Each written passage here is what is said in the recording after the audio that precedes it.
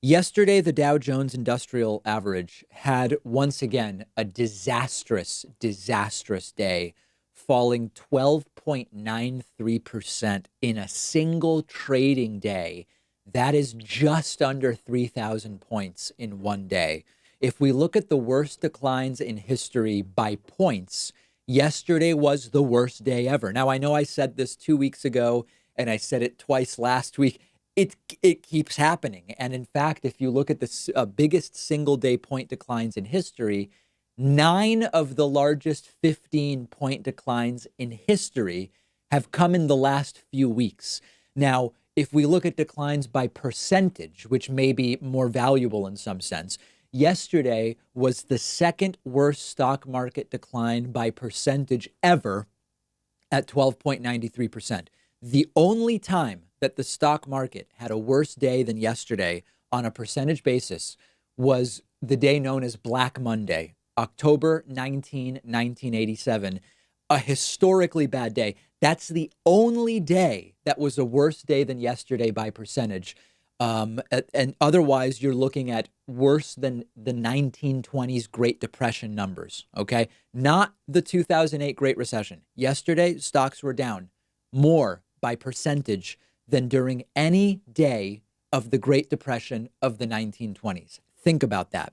And this has now wiped out all of the gains of the Trump stock market of the last 38 months. When Donald Trump took office, the Dow was just a few points under 20,100. That's where we ended yesterday, 20,188.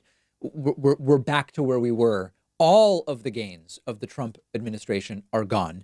And unfortunately, this level of erratic stock market performance and the declines are likely not over. We could have a long way to go. Entire industries are unfortunately going to be decimated. So the question is, what can we do? The Fed printing money is having minimal impact. The usual suspects are going to get bailed out, the airlines, the cruise ship companies, and many more.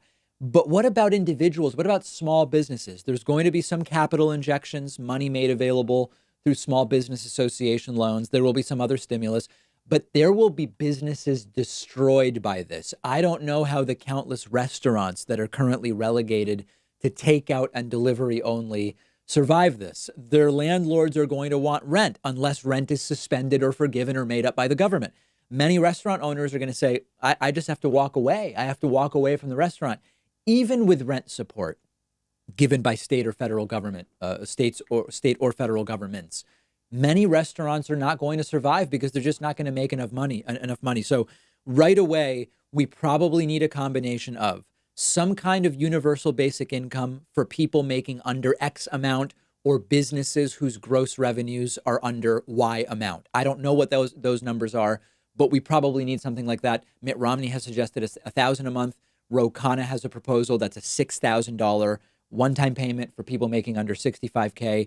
We need something like that. Number two, we are going to need the government to step in and say, we will make or guarantee mortgage payments, rent payments. I mean, I'm thinking out loud here. All non-essential travel is going to have to be stopped. What counts as essential travel? I don't know, but you've got to define it somehow. People need to stop moving around. Red states are filled with people just partying at beaches in close proximity. These are idiots. These are bad people, some of them.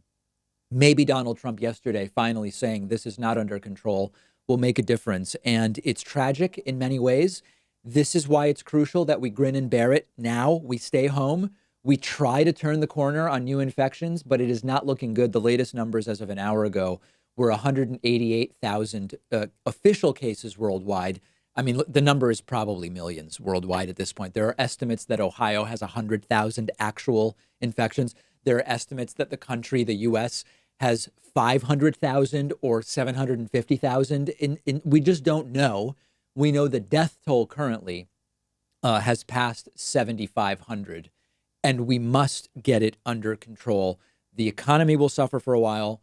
This is going to be ugly. But if we don't work together, it's only going to be worse.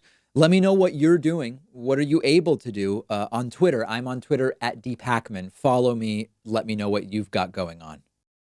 Check this out. The first 500 people who see this video and go to davidpakman.com/skill will get a premium membership to Skillshare for 2 months completely free. Skillshare is the online learning community with thousands of classes on almost anything you can imagine, always taught by experts. They have classes on drawing, painting, photography, video editing, web design, running a small business, and much more.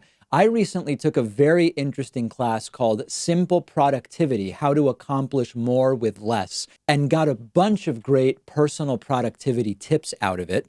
We should allow ourselves a little time every week to either get creative, keep your brain sharp, learn something new.